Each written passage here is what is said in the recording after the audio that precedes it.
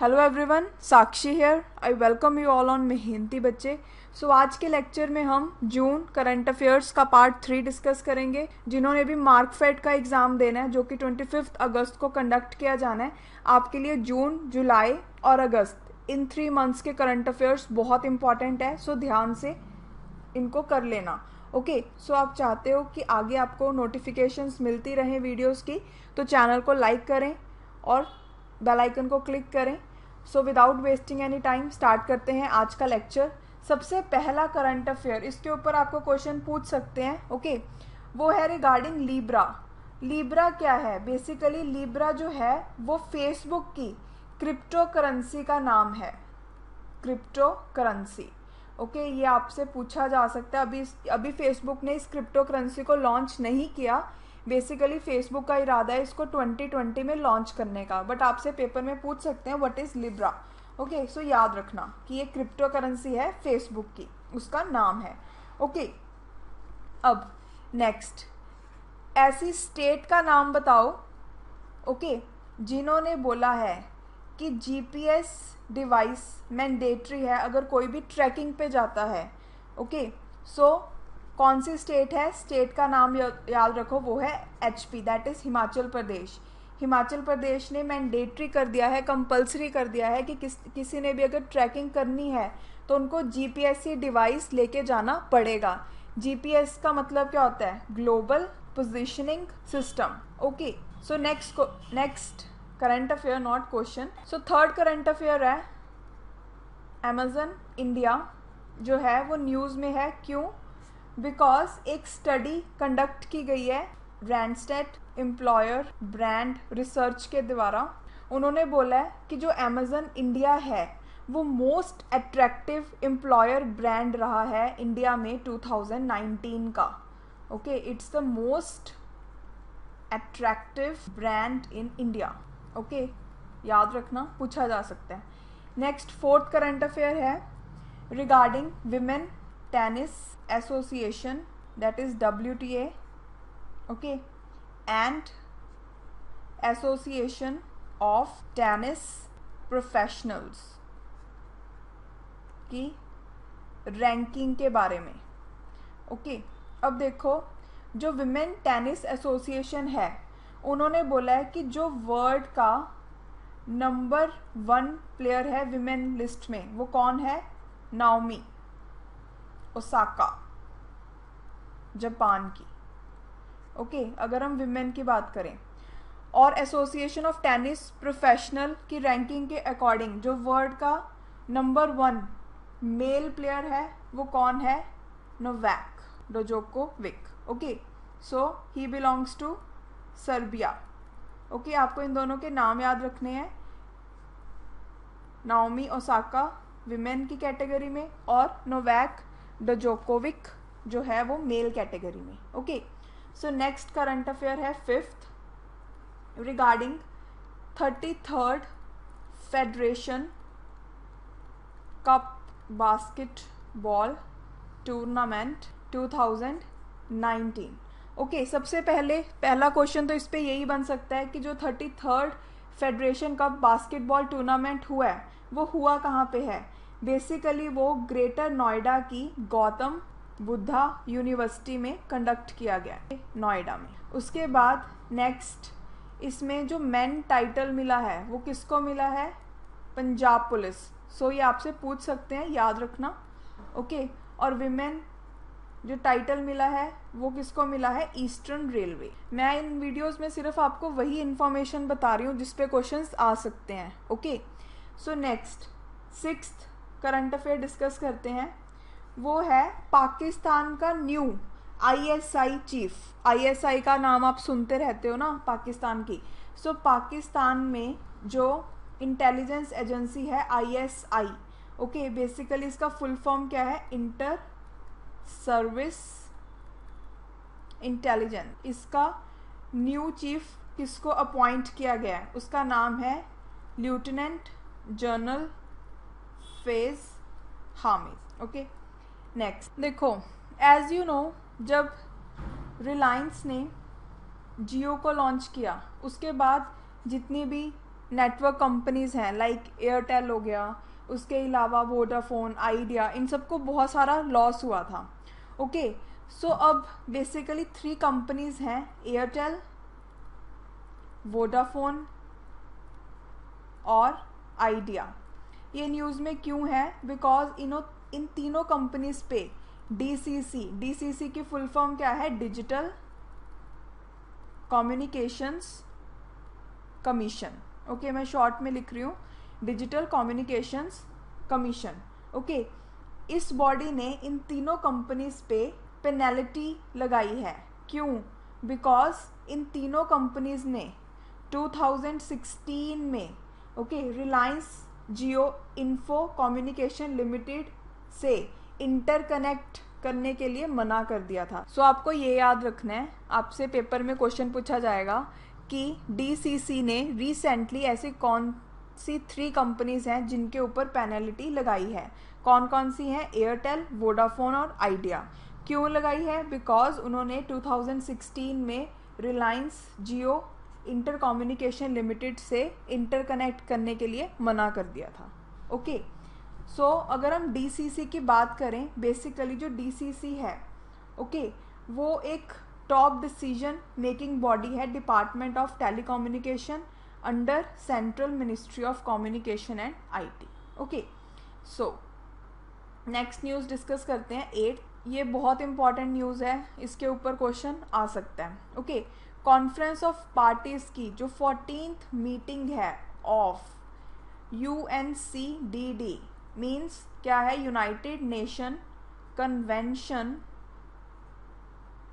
To combat desertification. Okay, COP means conference of parties. जिन्होंने environment की videos देखी है उनको पता होगा इसका मतलब क्या है। COP की जो 14th मीटिंग है UNCDD की, वो कहाँ पे कंडक्ट होने जा रही है? वो फर्स्ट टाइम इंडिया में कंडक्ट होएगी। और कहाँ पे होएगी? नोएडा में। नोएडा में बेसिकली एक्सपो मार्ट लिमिटेड में इसको कंडक्ट किया जाएगा। इसलिए इम्पॉर्टेंट है क्योंकि ये पहली बार इंडिया में हो रही है। इंडिया ने बेसिकली COP की जो प्रेसिडेंसी है वो रिसेंटली चाइना से ली है। और इसलिए फर्स्ट टाइम COP 14 की जो मीटिंग है वो इंडिया में कंडक्ट की जाएगी। अगर आपसे कोई पूछ ले कि जो ये मीटिंग है COP की, COP मीन्स क्या होता है? कॉन्फ्रेंस ऑफ पार्टीज, मतलब जो लीडर्स हैं अलग अलग देश के, ठीक है, वो आते हैं, मीटिंग करते हैं, डिस्कस करते हैं इश्यूज़ के रिगार्डिंग। जैसे अभी डेजर्टिफिकेशन के इशू के रिगार्डिंग ये मीटिंग होगी। सो बेसिकली अगर आपसे पूछ ले कि इसका एम क्या है, इसका एम है to address the issue of land degradation, land degradation के इशू पे डिस्कशन करना और डेजर्टिफिकेशन के इशू पे डिस्कस करना। 9th करंट अफेयर है, ऐसी कौन सी कंट्री है जिसके 28 गुड्स पे इंडिया ने बहुत सारे टैरिफ इम्पोज किए हैं? वो कंट्री का नाम है US। बस आपको इतना याद रखना है। नेक्स्ट 10th है आज का करंट अफेयर। देखो ये इम्पॉर्टेंट एक डे के बारे में है। 17 जून को हम क्या सेलिब्रेट करते हैं? 17 जून को world day to combat desertification and droughts, इसको सेलिब्रेट किया जाता है क्योंकि इसकी मीटिंग जो है वो इस साल इंडिया में हो रही है। तो ये डे के ऊपर आपको क्वेश्चन आ सकता है। 17 जून को world day to combat desertification and droughts होता है। और इस बारी का इसका थीम क्या है, इसके ऊपर क्वेश्चन पूछ सकते हैं, अच्छे से इसको पढ़ लेना। थीम है let's grow the future together. अगर आपसे पूछा जाए कि जो ये डे है 17 जून की, 17 जून को हम world day to combat desertification और ड्राउट्स को सेलिब्रेट करेंगे। ये किसने रिकमेंडेशन दी है? ये रिकमेंडेशन दी है UNGA, that is United nation general assembly ने। कई बार ऐसे क्वेश्चन स्पेशली पंजाब के जो एग्जाम्स कंडक्ट होते हैं उनमें ऐसे पूछे जाते हैं। नेक्स्ट 11th करंट अफेयर है रिगार्डिंग ऑपरेशन सनराइज 2। बेसिकली जो ये ऑपरेशन है वो 2 आर्मीज़ के द्वारा चलाया जा रहा है। कौन सी कंट्रीज़ की? पहली है India and second one is Myanmar. Okay, basically इस ऑपरेशन को इंडिया और म्यांमार की आर्मी ने कंडक्ट किया है। कहाँ पे कंडक्ट किया है? बेसिकली नॉर्थ ईस्ट इंडिया में। कहाँ पे? Manipur. Okay, next is Nagaland and third is Assam. क्यों किया है? ताकि वहाँ पे जो टेरर कैंप्स ऑपरेट कर रहे हैं उनको ख़त्म किया जा सके। ओके, आपसे पेपर में सिंपली पूछेंगे operation sunshine 2 conducted by the armies of which 2 countries? India and Myanmar. उसका रीज़न क्या है? ताकि जो मणिपुर, नागालैंड और असम में टेरर कैंप्स हैं, ऑपरेट कर रहे हैं वहाँ से, उनको ख़त्म किया जाए। ओके, नेक्स्ट 12th न्यूज़ है यूनाइटेड नेशन इन्वायरमेंट प्रोग्राम का जो न्यू ईडी है, ईडी मीन्स एग्जीक्यूटिव डायरेक्टर, वो किसको बनाया गया है? वो है डेनमार्क से। ओके, और उनका नाम है इंगर एंडरसन। ओके, कई बार पूछ लेते हैं कि she belongs to which country? Denmark. Okay, next 13th है फेमिना मिस इंडिया वर्ल्ड 2019 किसने जीता है? बेसिकली इसको जीता है सुमन राव ने and she belongs to Rajasthan. Okay, और अगर पूछा जाए कि जो ये इवेंट है वो कहाँ पे कंडक्ट किया गया था? बेसिकली ये इवेंट मुंबई में हुआ था। कहाँ पे? सरदार वल्लभ भाई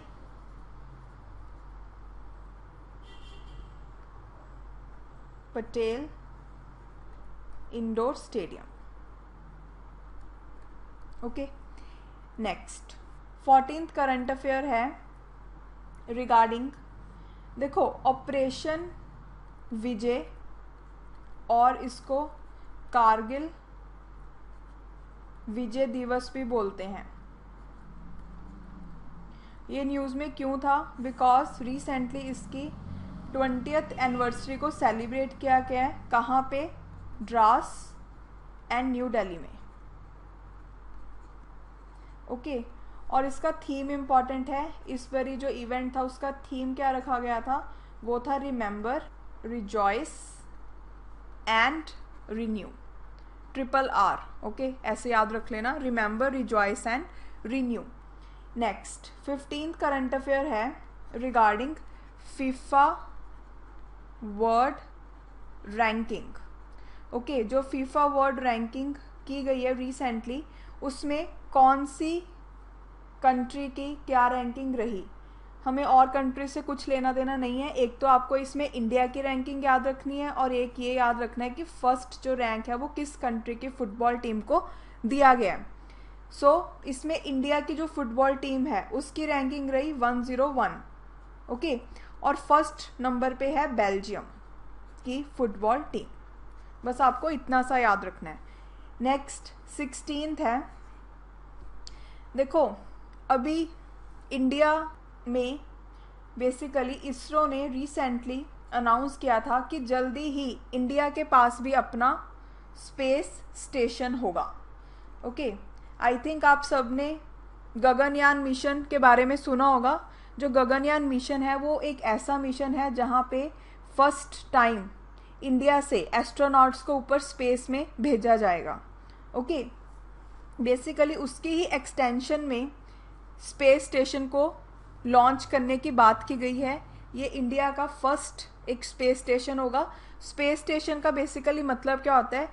स्पेस स्टेशन एक ऐसे स्पेस क्राफ्ट को बोला जाता है जो कि पर्टिकुलर टाइम पीरियड के लिए स्पेस में रुक के आता है। ओके, जब इंडिया ने अपना खुद का स्पेस स्टेशन लॉन्च कर दिया, ओके, उसके बाद जो इंडिया है वो 4th कंट्री बन जाएगा ऐसा जिन्होंने अपना स्पेस स्टेशन लॉन्च कर रखा है। ओके, सो बाकी की 3 कंट्रीज़ का नाम भी हमें पता होना चाहिए। तो कौन कौन सी हैं? US, China and Russia. मतलब इन तीनों कंट्रीज़ का स्पेस स्टेशन है अपना अपना, बट अभी इंडिया का नहीं है। ओके, इसको लॉन्च करने के बाद इंडिया 4th कंट्री बन जाएगा। ओके, सो आई होप आपको समझ आ गया होगा। सो 17 करंट अफेयर डिस्कस करते हैं, वो है regarding world's highest operating weather station. Okay, basically जो वर्ल्ड का हाईएस्ट मतलब पूरी दुनिया का सबसे ऊंचा ऑपरेटिंग वेदर स्टेशन कहाँ पे बनाया गया है, बेसिकली इसको इंस्टॉल किया गया है माउंट एवरेस्ट के ऊपर। ओके, और इसको इंस्टॉल किया किसने है, इसका नाम आपको याद रखना है। इसको इंस्टॉल किया है एनजीएस। एनजीएस की फुल फॉर्म है national geographical society. Okay, basically इन्होंने माउंट एवरेस्ट पे वर्ल्ड का हाईएस्ट ऑपरेटिंग वेदर स्टेशन को इंस्टॉल किया है। सो अगर आपसे पेपर में पूछा जाए कि जो एनजीएस है वो क्या है, वो basically US based non profit okay scientific and educational organisation है। ओके, इन बातों का आपको ध्यान रखना है बिकॉज इस पर भी क्वेश्चन आ सकता है क्योंकि ये पहली बार हो रहा है दुनिया में। ओके, नेक्स्ट 18th न्यूज़ है regarding BBC award. BBC award किसके लिए, वर्ल्ड सर्विस ग्लोबल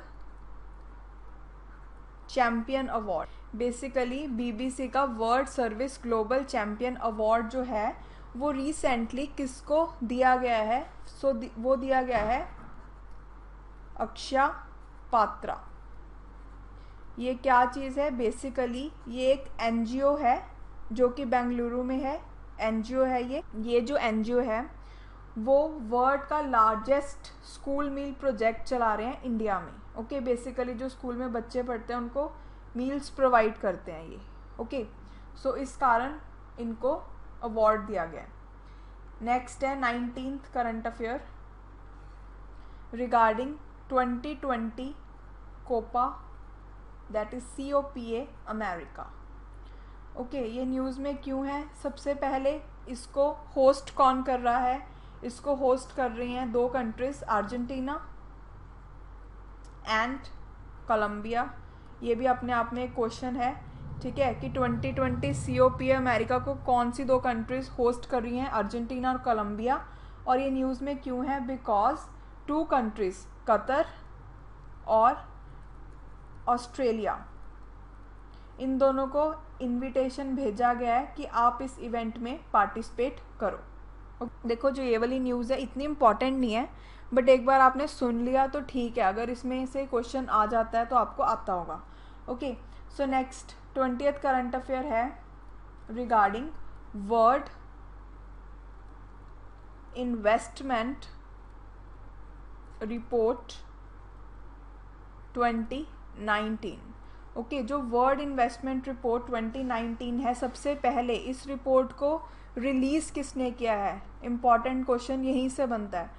इसको रिलीज़ किया है United nation conference on trade and development. Okay, next, अब जो ये वर्ल्ड इन्वेस्टमेंट रिपोर्ट आई है उसमें इंडिया के बारे में क्या बोला गया है। बेसिकली इसमें बोला गया है कि जो इंडिया है उसमें फॉरेन डायरेक्ट इन्वेस्टमेंट 6% से इंक्रीज़ हुई है। ओके, बेसिकली 2018 में कितनी हो गई है वो, $42 बिलियन। ओके, कई बार पेपर में फिगर पूछ लेते हैं इसलिए याद रखना। So next 21st current affair है regarding Defence Space Research Agency. इसको हम DSRO भी बोल सकते हैं। देखो सबसे पहले अब ये न्यूज़ में क्यों थी, because recently cabinet committee on security, ठीक है, अब जो ये कमेटी है इसका चेयरपर्सन कौन होता है, प्राइम मिनिस्टर। ओके, सो श्री नरेंद्र मोदी जी इसके प्राइम मिनिस्टर जो हैं रिसेंटली। सो श्री नरेंद्र मोदी जी इसके चेयरपर्सन है। एक एग्जाम में ये भी क्वेश्चन पूछा गया था, सो ध्यान रखना, जो प्राइम मिनिस्टर होता है वो कैबिनेट कमेटी ऑन सिक्योरिटीज़ का चेयरपर्सन होता है। ओके, सो अब देखो, अब हम इसकी बात करते हैं। बेसिकली जो कैबिनेट कमेटी ऑन सिक्योरिटी है, उन्होंने रिकमेंडेशन दी है कि एक न्यू एजेंसी जिसका नाम क्या होगा, डिफेंस स्पेस रिसर्च एजेंसी, उसको क्रिएट किया जाएगा। ओके, बेसिकली इसका फंक्शन क्या होगा, इसका फंक्शन होगा स्पेस के लिए वेपन्स को या टेक्नोलॉजीज़ को तैयार करना, कि अगर कभी भी फ्यूचर में स्पेस वॉर होती है तो इंडिया के पास वेपन्स होने चाहिए। ओके, ताकि वो स्पेस में जाके लड़ाई कर सकें। बिकॉज हम रिसेंटली देख रहे हैं कि अब स्पेस में भी कंट्रीज़ के बीच में आपस में कंपटीशन होना स्टार्ट हो गया। ओके, डिफरेंट कंट्रीज़ सैटेलाइट, ठीक है, अपनी भेजते रहते हैं। सो एक दिन तो ऐसा आएगा ही कि जब स्पेस वॉर भी होगी। सो उसके लिए उन्होंने पहले से ही तैयारी करनी स्टार्ट कर दी। ओके, इसके लिए डिफेंस स्पेस रिसर्च एजेंसी को बनाया गया है। इसका काम क्या है, क्रिएट करना स्पेस वॉरफेयर वेपन सिस्टम और टेक्नोलॉजी। ओके, सो आपने ये याद रखना है। नेक्स्ट 22nd न्यूज़ है regarding global peace index 2019। Okay, जो ग्लोबल पीस इंडेक्स है बेसिकली उसको लॉन्च किसने किया है, इसको लॉन्च किया है institute for economics and peace ने। ओके, और इसमें इंडिया की क्या रैंकिंग आई है, इंडिया की रैंकिंग है 141। ओके, बेसिकली जो ग्लोबल पीस इंडेक्स है इसमें क्या बताया गया कि कौन सी कंट्री जो है उसमें कितना पीस है। ओके, सो अगर हम बात करें कि जो मोस्ट पीसफुल नेशन है, मोस्ट पीसफुल कंट्री बोल सकते हो आप, मोस्ट पीसफुल कंट्री जो है पूरे वर्ल्ड में वो कौन सी है, आइसलैंड, क्योंकि इस रिपोर्ट में उसका फर्स्ट रैंक आया है। और जो लीस्ट पीसफुल कंट्री है वर्ल्ड में वो कौन सी है, अफ़गानिस्तान। पहले सीरिया थी, अब अफ़गानिस्तान है। सीरिया सेकेंड लास्ट नंबर पे है। ओके, अब अफ़गानिस्तान है। ये याद रखना है कि फर्स्ट रैंक आया है आइसलैंड का, लास्ट रैंक आया है अफ़गानिस्तान का, और इंडिया का रैंक आया 141। ओके, नेक्स्ट, सो 23rd न्यूज़ है रिगार्डिंग ज्ञानपीठ अवार्ड। इस बार जो ये अवार्ड है वो किसको दिया गया है, उनका नाम है अमिताभ घोष। ओके, अमिताभ घोष को बेसिकली इंग्लिश नॉवल के लिए ये अवार्ड मिला है, और इसके साथ ही अमिताभ घोष ऐसे फर्स्ट इंग्लिश लैंग्वेज राइटर बन गए हैं जिनको ये अवार्ड दिया गया है। अब हम थोड़ा बेसिक पढ़ते हैं इस अवार्ड के बारे में, बिकॉज डिफरेंट एग्ज़ाम्स में इस अवार्ड के बारे में पूछा जा चुका है। सो बेसिकली जो ये अवार्ड है इसको भारतीय जनपीठ द्वारा दिया जाता है। सेकंड बात, ये जो अवार्ड है हमारा जो कॉन्स्टिट्यूशन है उसमें शेड्यूल्स हैं। ओके, और आपको पता होगा जो 8th शेड्यूल है वो बेसिकली डील करता है लैंग्वेजेस के साथ, और उसमें 22 लैंग्वेज जो है वो मेंशन है। ओके, बेसिकली जो ज्ञानपीठ अवार्ड है वो उन 22 लैंग्वेजेस के लिए ही दिया जाता है जो कॉन्स्टिट्यूशन में मेंशन है, प्लस इंग्लिश में भी इसको देते हैं। ओके, और आपको इसके बारे में एक और बात याद रखनी है कि जो ये ज्ञानपीठ अवार्ड है इसको इंस्टीट्यूट किया गया था 22 मई 1961 में। ओके, और जो ये अवार्ड है वो सिर्फ़ और सिर्फ जो इंडिया के सिटीजन्स हैं उनको ही दिया जाता है। ठीक है, और मरने के बाद ये अवार्ड किसी को नहीं मिलता। ठीक है, ये कुछ बेसिक बातें हैं जो इस अवार्ड के बारे में याद रखनी है, बिकॉज डिफरेंट एग्ज़ाम्स में इसके ऊपर क्वेश्चन आते हैं। So next 24th news discuss करते हैं, वो है रिगार्डिंग बीमल जालन पैनल। ओके, आपने कंट्रोवर्सी रिसेंटली सुनी ही होगी, काफ़ी देर से चल रही है वैसे, कि गवर्नमेंट ने आरबीआई को बोला है कि जो भी आपके पास सरप्लस फंड्स हैं वो सेंट्रल गवर्नमेंट को ट्रांसफ़र कर दिए जाएं। ओके, सो बेसिकली इस प्रॉब्लम को सॉल्व करने के लिए बीमल जालन पैनल को कॉन्स्टिट्यूट किया गया था। ओके, ये इम्पॉर्टेंट है बेसिकली, अब तो इसकी रिकमेंडेशंस भी आ गई हैं।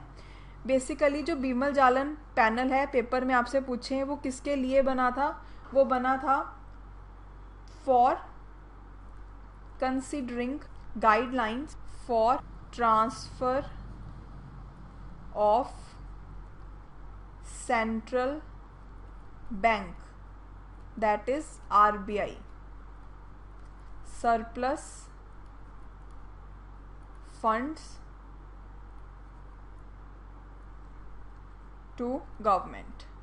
ओके, उसके लिए बीमल जालन पैनल बना था, अब इसकी रिकमेंडेशंस भी आ गई हैं। ओके, वो बेसिकली हम जुलाई के करंट अफेयर्स में डिस्कस करेंगे, अभी के लिए आप यही याद रखो। उसके बाद नेक्स्ट और लास्ट न्यूज़ डिस्कस करते हैं आज की। देखो, सेंट्रल गवर्नमेंट ने ऐसा कौन सा ईयर है जब तक बोला है कि हम अपने टारगेट को कंप्लीट कर लेंगे। अब टारगेट सबसे पहले क्या है कि जितने भी सिटीजन्स हैं इंडिया के, ओके, उन सब तक क्लीन ड्रिंकिंग वाटर को पहुंचाना। ओके, इसमें आपको मेन ईयर याद रखना है कि हम कब तक पहुंचा देंगे। सेंट्रल गवर्नमेंट ने बोला है 2024 तक। ओके, पेपर में पूछ सकते हैं कि कब तक उन्होंने ये टारगेट को अचीव करना है, 2024। ओके, सो आज के लेक्चर में हमने 25 न्यूज़ डिस्कस की। आई थिंक अभी एक और वीडियो बनेगी इसके ऊपर। ओके, बाकी की जितनी भी बची हुई न्यूज़ हैं उसमें डिस्कस करेंगे। आई होप आज का लेक्चर आपको सारा समझ में आ गया होगा। इसको अच्छे से रिवाइज करें। मिलते हैं नेक्स्ट वीडियो में। Thank you so much.